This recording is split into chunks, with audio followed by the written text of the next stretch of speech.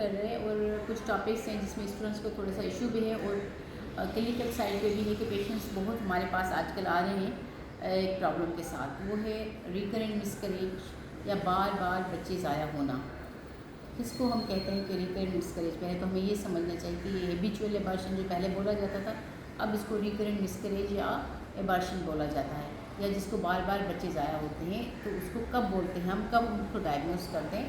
तो पहले तो ये समझते हैं, पहले ये होता है अगर किसी फीमेल को लगातार मतलब कॉन्सिक्वेंटली 3 या उससे ज़्यादा बच्चे ज़ाया हो रहे हैं, जैसे किसी का 2 महीने का, किसी का 3 महीने का, किसी का 4 महीना, मुसलसल 4 या 3 प्रेगनेंसीज जो है ना उसकी ऐसे ज़ाया हो रही हैं, उसको हम डायग्नोस करते हैं रिकरेंट मिसकरेज या हैबिचुअल एबॉर्शन। लगातार 3 या 3 से ज़्यादा मिसकरेजेस हो जाएं, उसको डायग्नोस हो जाता है रिकरेंट मिसकरेज। अब उसकी क्या वजह आते हैं, क्या हो सकता है, क्या पॉसिबिलिटीज़ हैं।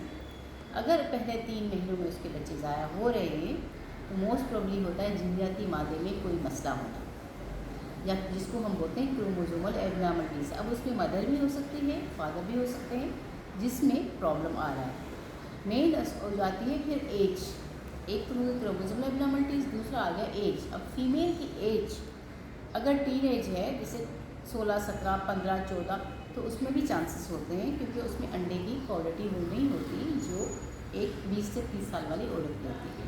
और लेट एजेस जैसे 40 के बाद, 40 के बाद अगर किसी की लेट मैरिज हुई है, उसको बार बार रिकरेंट मिसकरेज हो रहा है, उसमें भी वही होता है कि अंडे की क्वालिटी अच्छी नहीं, तो इन ओवुलेटरी साइकिल्स की वजह से भी बार बार मिसकरेज हो जाता है। अगर किसी के फादर की एज बहुत ज़्यादा है, जैसे 60, 70s हैं, तो उसमें भी उनका जो क्रोमोसोमल मटीरियल होता है वो अच्छा नहीं होता, जिसकी वजह से भी पॉसिबिलिटीज़ हैं कि उनको जो है ना बच्चे ज़ाया हो रहे हैं। और तीसरा है कि फैमिलीज़ में चल रहा है, एक कंजेनिटल एबनॉर्मलिटीज़ का फैमिली में चांस है, जिसकी वजह से भी बच्चे बार बार होने के चांसेस। एक तो ये हो गया फर्स्ट ट्राइमेस्टर वाला है, पहले 3 महीने।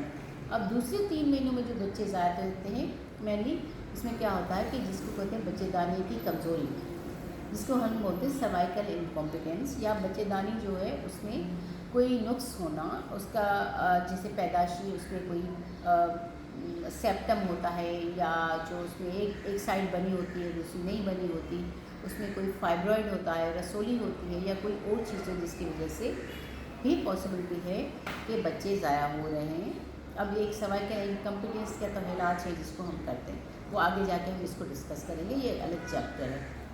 और दूसरी बात यह है कि ये तो हो गए उसके पैदाशी नुक्स की वजह से या इन वजूहात की वजह से। अब तीसरा हो जाता है इन्वायरमेंटल फैक्टर्स। इन्वायरमेंटल फैक्टर्स में देखें, जैसे पेशेंट बहुत ज़्यादा ओबीस है, पॉलीसिस्टिक ओवरीज है, अनकंट्रोल डायबिटीज़ है, इन्फेक्शन बहुत कम कारगर है कि रिकरेंट के वो कभी कभार वाला कहते हैं कि ये हो जाता है, मगर रिकरेंट में मेनली आपका अनकंट्रोल डायबिटीज़, कंजेनिटल एबनॉर्मलिटीज़ और ओबिसिटी और इम्यूनोलॉजिकल कॉजेज़ जिसमें अभी तक रिसर्च चल रही है। दीज आर द पॉसिबिलिटीज़ जिसकी वजह से आपके रिकरेंट मिसकरेज होते हैं। अगर पेशेंट कोई आपके पास आती है रिकरेंट मिसकरेज के साथ, या अभी उसको प्रेगनेंसी है या पहले ही जो है वो प्रेग्नेंट हुई है, मगर अब इस वजह से सिर्फ आपके पास आ रही है कि वो क्या करे, प्रेगनेंसी उसको करनी है या नहीं करनी है, क्या वजह है कि वो इस चीज़ को रोक सके, तो फिर उसको हम क्या कहते हैं प्री कंसेप्शन काउंसलिंग। ऐसे पेशेंट के साथ हमेशा हमें जो मैनेजमेंट है उसमें लविंग एंड केयरिंग होनी चाहिए। इस पेशेंट्स के साथ उनको नीड होती है, वो साइकोलॉजिकली दीज आर डिस्टर्ब्ड, वो डिस्टर्ब रहते हैं, तो उसको हमें लविंग एंड केयरिंग एटीट्यूड से जो है वो बहुत सारे लोग उनको होपलेस कर देते हैं। वो कहते हैं कि अब बच्चा जो है ना आपका बचेगा नहीं, आपको जीनयाती मादा है जिसकी खराबी है जिसकी वजह से बच्चे आप पैदा ना करें। नहीं, तो ये बहुत गलत बात है। पॉसिबिलिटी है इवन 5 प्रेगनेंसीज़ के बाद जो उसके रिकरेंट है उसके बाद भी बच्चा हो सकता है। दूसरा एक है एंटी फास्फोलिपिड सिंड्रोम, जिसको खून जमने की बीमारी भी बोलते हैं आम जुबान में, तो वो भी एक बहुत बड़ा काज है जिसकी वजह से बार बार बच्चे ज़ाया होता है। न्यूट्रिशनल डिफिशेंसीज़, फीमेल जो है ना खाना सही नहीं खा पा रही, स्ट्रेस में है, बहुत हेवी वर्क कर रही है, तो उसमें भी रिकरेंट के चांसेस बढ़ जाते हैं। इसके अलावा आप अब कह रहे हैं ट्रीटमेंट में क्या करना है, सबसे पहले तो आपने उसका वर्कअप करना है, उसका फिजिकल जैसे एग्जामिनेशन हो गया, अगर ओबेसिटी है तो ओबेसिटी को कंट्रोल करना है, पॉलीसिस्टिक ओवरीज है, इंसुलिन रेजिस्टेंस है, अनकंट्रोल डायबिटीज़ है, पहले तो इन फैक्टर्स को आपने कंट्रोल करना है। उसके बाद फिर आपने देखना है कि अब इसमें कितनी पॉसिबिलिटीज़ हैं कि बच्चा जो है वो नॉर्मल होने की तरफ होगा या इसकी प्रेगनेंसी बढ़ेगी। तो फिर हम क्या करते हैं, उसको ऐसी विटामिन्स या मेडिसिन देते हैं या काउंसलिंग करते हैं कि आप इस टाइम प्रेगनेंसी को कंट्रोल करें और प्लान करें, और उसके साथ जब भी प्रेगनेंसी टेस्ट पॉजिटिव आ जाए तो हमारे पास आ जाए, तो हम उसको मेडिसिन स्टार्ट कर दें। उसको प्रोजेस्टेरोन सपोर्ट देते हैं, उसको जो है हम मल्टीविटामिन्स भी दे देते हैं, और जो है एंटीकोगुलेंट्स जिसको इंजेक्शंस लगाते हैं ताकि प्रेगनेंसी के चांसेस बढ़ जाएं। और हर चीज़ को पहले ही प्री प्लान्ड होता है, तो बहुत सारे फीमेल्स को बच्चे बच भी जाते हैं, और ये उनके लिए एक होपफुल बात है। अगर किसी कोई बहुत ही नाउम्मीद है, बहुत ही ऐसा है कि बस एज भी निकल गई, अब क्या करें, तो कभी कभार ऐसा होता है कि हम उसको कहते हैं कि एडॉप्शन ले लें, कोई बच्चे को आप एडॉप्ट कर लें। उसके दो रीज़न्स हैं। एक रीज़न ये है कि जब वो एडॉप्शन करती है उस बच्चे को, तो उसकी इंटरनल स्ट्रेस लेवल कम हो जाती है उस बच्चे की वजह से। जब उस पर वो शफ़क़त से हाथ फेरती है या उसमें वो इंगेज हो जाती है, उसका माइंड डाइवर्ट हो जाता है, जिसकी वजह से भी कभी कभार कभी किसी फीमेल को आपने देखा होगा कि 8 साल बाद भी बच्चा हुआ और पूरा उसको मिल गई प्रेगनेंसी और फुल टर्म हो गई। तो पॉसिबिलिटीज़ हैं।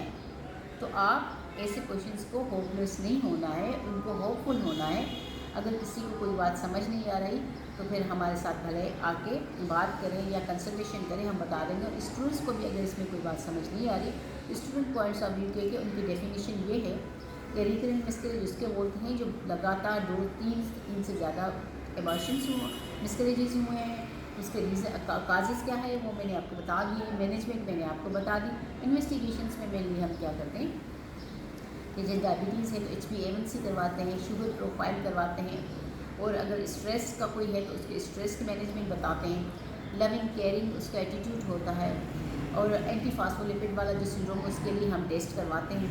तो ये इसका सारा मैनेजमेंट है। जब प्रेगनेंसी होती है तो उसको प्रोजेस्टेरोन सपोर्ट दी जाती है, एंटीकोगुलेंट भी इस्तेमाल करते हैं ऐसे पेशेंट्स में। तो अगर कोई और सवाल आप लोगों का है या आपको कोई बात समझ नहीं आ रही, you can ask. Thank you.